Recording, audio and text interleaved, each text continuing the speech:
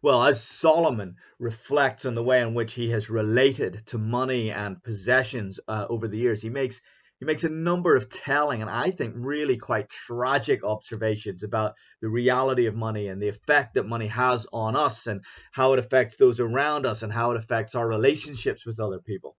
I mean, as he puts it himself, he says, look, as goods increase, so do those who consume them.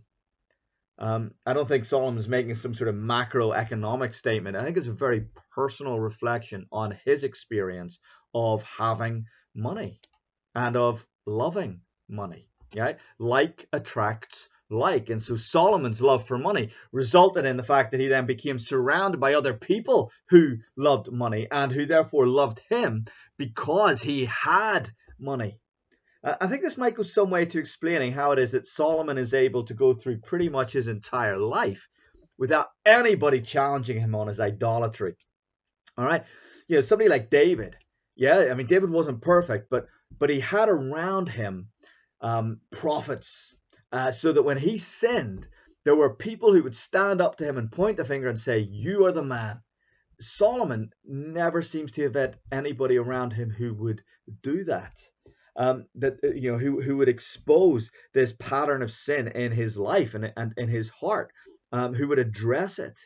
You see, if everyone around us is like us, if everyone around us is blinded by the same sin that blinds us, then none of us will see the reality of what's going on.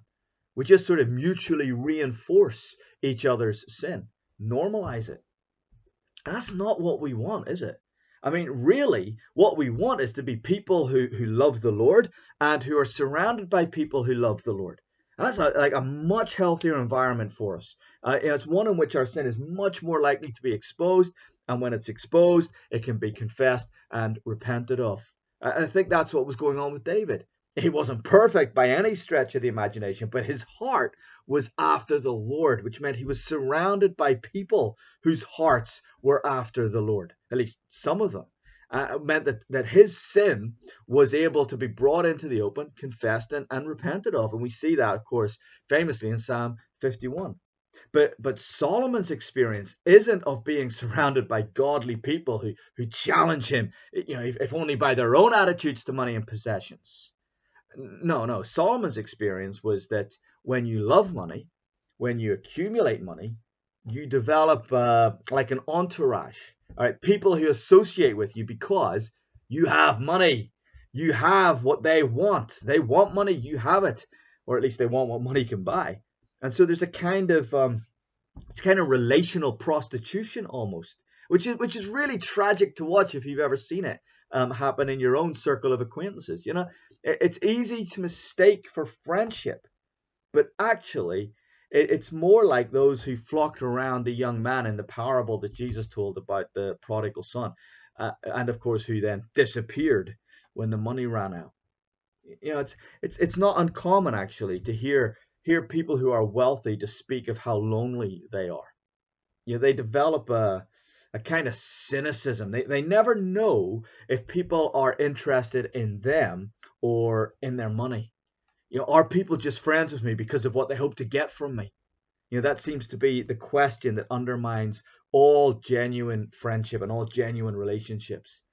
As partly it's our mistrust of people, right? Some of which might be justified, but part of it, I think, is a protectionism over what we love. We guard and we defend that on which we have set our affections, our idols, that which we are looking to give us meaning and purpose and identity. We're going to defend that and guard that and protect it. That means I begin to see other people as a threat to that. It all becomes a pretty toxic situation where I have my relationship with my money and my possessions, and that's all set up, and I hold other people at length because I see them as a threat. That's sort of isolation. That's not good for anyone, but it's particularly catastrophic for those of us who are Christians.